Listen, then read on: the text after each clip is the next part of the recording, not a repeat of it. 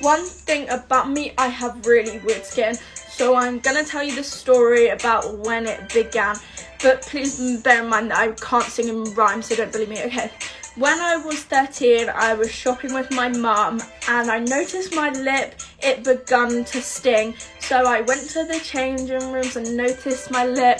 It looked a bit bruised, a bit like this. But back then, it was actually a lot more pink. So I said, Mum, my lip. She said, oh, what's this? I said, I don't know, maybe I've been stung by something like a bee. She said, yeah, never mind, how do you feel? I was like, I'm fine. So we went back to shopping, and throughout the day I was like, oh, I feel really tired, I'm gonna faint. That was just me being an attention seeker. But my lip got really bad, it was all over it. So my mum said, okay, let's go to A&E. We went there and they said, you know what, Nancy, you're allergic to ibuprofen, and someone who drank out of the glass before you at John Lewis Cafe had obviously taken an ibuprofen tablet. So I was like, never mind, went home and ate some Ben & Jerry's. My lip went down and I thought nothing of it. Then a few weeks later, it came back up.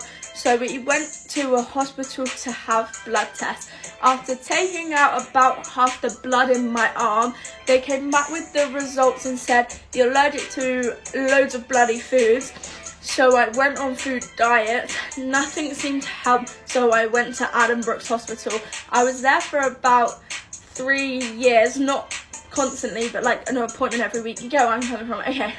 Then, anyway, I had 2 biopsies. I had one once and then one another month later on both my hips. They were taking out a bit of my skin that looked like this and then a bit more skin that looked like this. They were hoping to find the cause of what the hell was going on, but both tests came back inconclusive. So the day before my 16th birthday, they said to me, Nancy, we have nothing we can do for you. Bear in mind I'd already been put on steroids, injections, tablets, bloody everything. They couldn't do anything. They said, we've got to wait till you're at least 18. Anyway, I'm 19 this year, and I'm still not going back. Do you know why? Because of the trauma. Because they literally laughed at my face. They tried to tell me years ago that my joints would go funny. I'm still here. They're not that funny yet. Yeah, I was literally waffled that whole time. Please don't believe me for my singing. My mother passed when I was like 8 years old. I went to live with my grandparents. And she had me when she was 15, so, you know, back then it wasn't as common as the young girls have children at 15, a little more now than they did then. So at that point, she started hustling to be able to provide for me at that point. And she got killed when I was like 8 years old. So when you say hustling, she was involved with what? She was... Yeah, selling. Yeah. Okay, and she was killed as a result of that? Yeah. Okay. And you were just 8, so you went to live with your grandmother? Yeah, my grandmother. What part of the United States are we talking about? Queens, Jamaica, Queens. So that's near New York. That's one of the suburbs of New York, which I imagine is a tough area, despite the fact that it's called Queens, which makes it sound kind of friendly. Yeah. And so you lived with your grandmother then, but you got involved in selling as well, didn't you? Yeah. My grandparents grew up in a town where their kids' shoes cost $10. You know, it's a big difference now. You know, the shoes cost like $100 for the new Jordans and stuff like that. So it wasn't that they wouldn't do things for me, but I was uncomfortable asking them to do it. So I asked the people that I felt had it to give.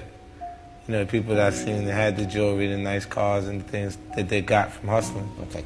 And so how old were you when you got involved in selling yourself? Around 12. 12 years old, man. Yeah. That's really difficult for someone from my background to understand. Yeah. You know, it just seems like such an alien concept.